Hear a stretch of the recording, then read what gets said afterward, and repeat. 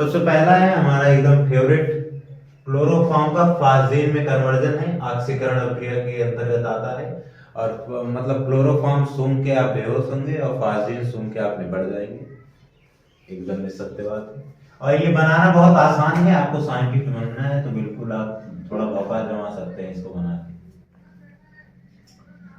Chloroform को हमेशा dark jar में रखा जाता है, काला शीशा हो, काले कांच का बॉटल हो तो उसमें रखा जाता है। उसको अगर आप ट्रांसपेरेंट बॉटल में रख के थोड़ी देर हवा और सूर्य की रोशनी दे दें तो वो जो सूंघा के बेहोश करने की दवा है वो एकदम जहरीली दवा हो जाएगी, जहरीला पदार्थ बन जाएगा, जिसको बोलते हैं फास्जीन। तो ये बनाता है सबसे पहले 2COCl2 प्लस H2O। ये क्या बना, इसको बोलते हैं कार्बोनिल क्लोराइड, कार्बोनिल क्लोराइड। ये पहला रिएक्शन फॉर्म हो गया है।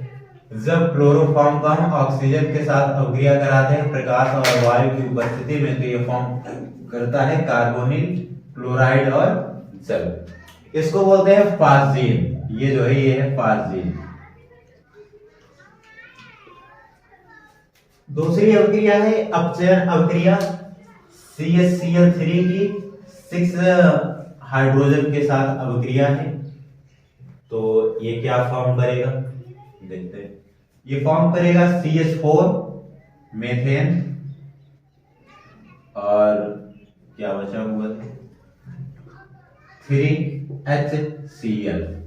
देखिए बैलेंस है, 6 हाइड्रोजन था यहाँ, 1 हाइड्रोजन यहाँ, कुल मिला के 7 हुए। तो 4 हाइड्रोजन यहाँ है और 3 हाइड्रोजन यहाँ है, 4 3 7 हो गए। क्लोरीन 3 यहाँ है, 3 का मल्टीप्लाई H और Cl दोनों में है, 3 क्लोरीन है। कार्बन 1 था, 1 ही है, कोई दिक्कत।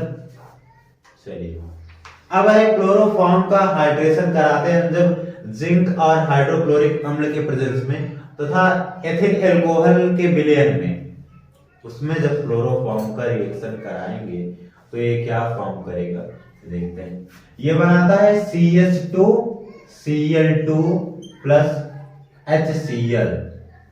इसका नाम तो पता होगा आपको, हाइड्रोक्लोरिक अम्ल बोलते हैं।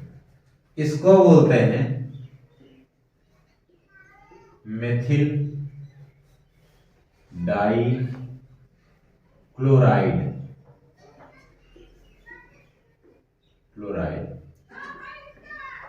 Methyl dichloride. अब ये डाई क्लोराइड क्यों है, क्योंकि 2 क्लोरो है, 2 क्लोरो।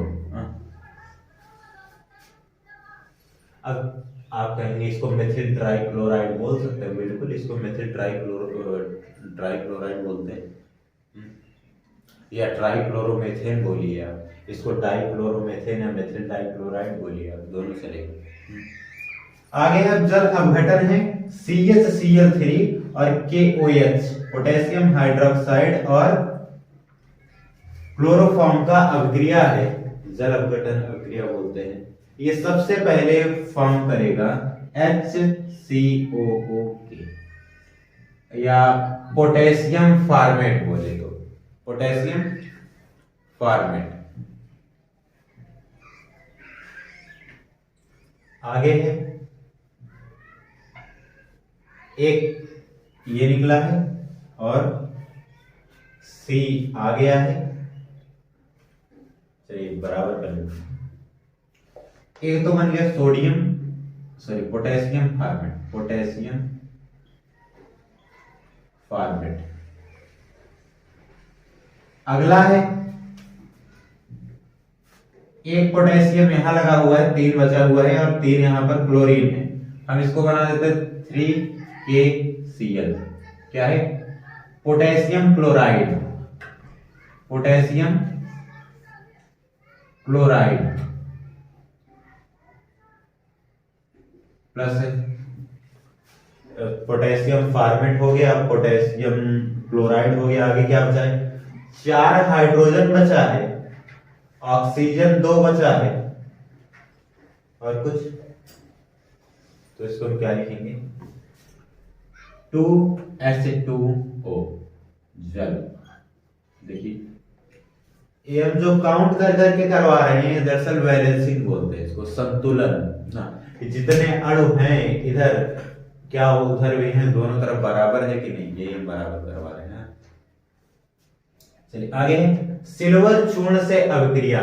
अब सिल्वर चूर्ण से अभिक्रिया होगी तो ये क्या फॉर्म करेगा, ये फॉर्म करता है acetylene, CH triple bond CH plus, इसको बोलते हैं एसिटिलीन, एसिटिलीन। और आगे बनेगा 6Ag और 2 3 या 6Cl प्लस 6AgCl, इसको बोलते हैं सिल्वर क्लोराइड, 6 सिल्वर क्लोराइड। तो ये 5 रिएक्शन हो गए हैं, अभी और भी देखते हैं। ऊपर का इरेज करते हैं कुछ,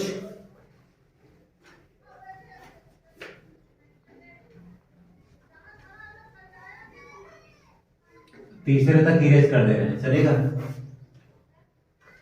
चलिए अब है 5 रिएक्शन हो गए, छठा रिएक्शन है एसीटोन से अभिक्रिया, एसीटोन से अभिक्रिया, एसीटोन से अभिक्रिया, छठा एसीटोन से अभिक्रिया। एसीटोन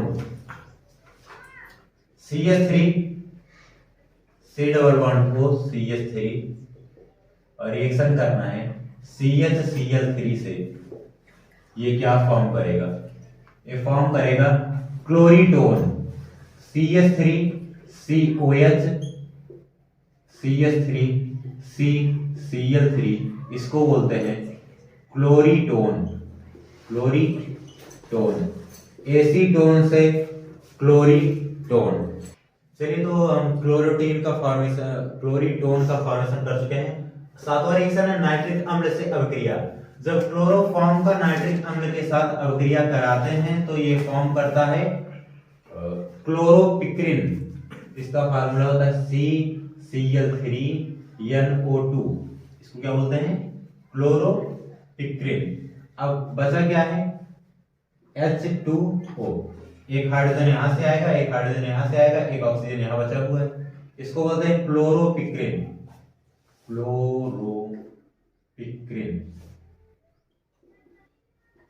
वैसे आप भी एक पढ़ेंगे पिक्रिक एसिड, उसमें क्या होता है, बेंजीन रिंग के ऊपर 3 जगह जो है NO2 ग्रुप लगा होता है, उसको बोलते हैं पिक्रिक एसिड। चलिए नाइट्रिक अम्ल से अभिक्रिया हो गई, क्लोरोफॉर्म नाइट्रिक अम्ल से अभिक्रिया करेगा, बनाएगा क्लोरोपिक्रिन। आगे है क्लोरोफॉर्म पोटेशियम हाइड्रोक्साइड की उपस्थिति में एनिलीन से रिएक्शन करेगा तो ये बनाएगा C6H5CN, H5CN, इसको बोलते हैं फेनिल साइनाइड,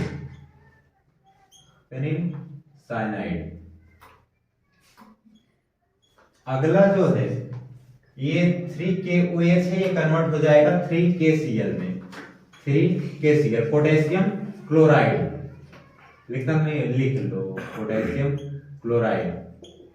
अगला जो बचा हुआ है, अब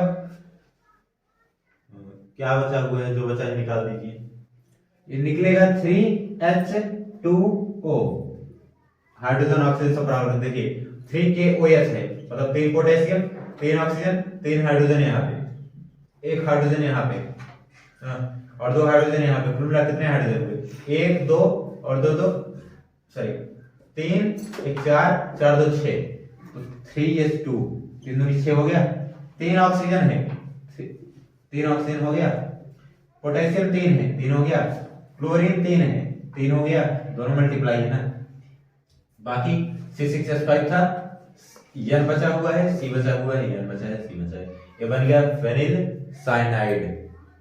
कोई दिक्कत? आगे है क्लोरीनीकरण। जब इसका क्लोरीनीकरण कराते हैं हम, क्लोरोफॉर्म का क्लोरीनीकरण कराएंगे तो ये बनाएगा CCl4 और HCl, इसको बोलते हैं carbon tetra chloride, carbon tetra chloride. अब कार्बन टेट्रा क्यों? एक ही कार्बन से 4 क्लोरीन जुड़े हुए हैं, तो इसको बोलेंगे कार्बन टेट्रा क्लोराइड।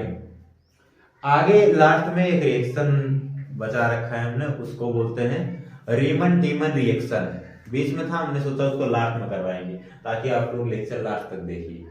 10वां रिएक्शन है क्लोरोफॉर्म से अवक्रिया फिनॉल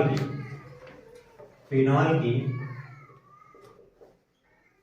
क्लोरोफॉर्म से अवक्रिया है। ये 10वां रिएक्शन है। इसमें ये फिनॉल लिया है हमने, क्लोरोफॉर्म लिया है। सोडियम हाइड्रोक्साइड की प्रेजेंस में 60 से 70 डिग्री टेम्परेचर के बीच में रिएक्शन करा रहे हैं। तो ये जो एक हमारा इंटरमीडिएट फॉर्म हुआ है, ऐसे ओ यानी यहाँ से आके यहाँ पे जुड़ जाएगा, और CHO ये यहाँ से जो क्लोरोफॉर्म है ये एल्डिहाइड ग्रुप में चेंज होके जो है ये यहाँ पे जुड़ जाएगा, जिसको ये एल्डिहाइड ग्रुप की तरह यहाँ पे दिखा दे रहा है। आगे है, अब इसी कंपाउंड को हम ले लेते हैं, फिर से इसको एसिडिफाई कराते हैं, हाइड्रोक्लोरिक अम्ल के प्रेजेंस में इसका रिएक्शन कराते हैं। तो ये बनाता है जो है सैलिसिल एल्डिहाइड। यहाँ पे OH रहता है और यहाँ पे CHO, इसको बोलते हैं सैलिसिल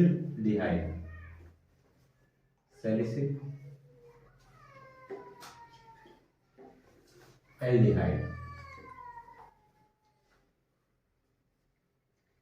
ये लास्ट रिएक्शन था जो है। इस रिएक्शन का एक नाम है, इसको बोलते हैं राइमर टीमन रिएक्शन।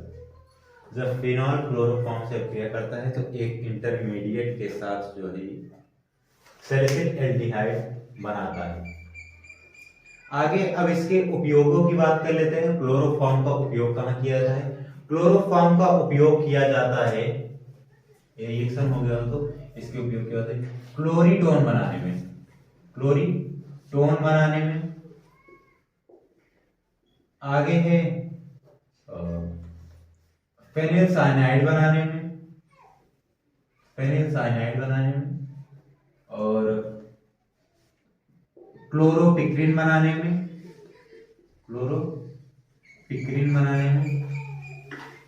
और एल्कोहल और ईथर के रिएक्शन में ये विलेय है, उसमें इसका उपयोग किया जाता है। और निश्चेतक के रूप में मतलब बेहोश करने के लिए इसका उपयोग किया जाता है क्लोरोफॉर्म का। ये कुछ क्लोरोफॉर्म के यूजेस थे। तो क्लोरोफॉर्म हो गया, क्लोरोफॉर्म का फॉर्मेशन हो गया है, एथिल ब्रोमाइड का फॉर्मेशन हो गया है, एथिल ब्रोमाइड पढ़ लिया है, एल्किल हैलाइड पढ़ा दिया गया है, हेलो एल्केन का चैप्टर लगभग हो चुका है। अगर कोई टॉपिक बचा हो या रह गया हो तो आप कमेंट बॉक्स में कमेंट कीजिए, उस टॉपिक को भी हम पढ़ा देंगे। बाकी ये हेलो एल्केन आज चैप्टर क्लोज्ड है। और इसमें कुछ रिएक्शन चार्ट है, जैसे ये इतने सारे रिएक्शन करवाएं एथिल ब्रोमाइड का और क्लोरोफॉर्म का। नेक्स्ट लेक्चर में इसका हम जो है रिएक्शन चार्ट भी दे देंगे कि किन किन अभिक्रियाओं के द्वारा हम जो है एथिल ब्रोमाइड या क्लोरोफॉर्म फॉर्म कर रहे हैं, और क्लोरोफॉर्म किस किस चीज से अभिक्रिया करके कौन कौन से प्रोडक्ट फॉर्म कर रहा है। तो ये रिएक्शन चार्ट हम दे देंगे। बाकी हेलो एल्केन चैप्टर आज से क्लोज्ड है, हेलो एरिन आगे चलेगा। धन्यवाद।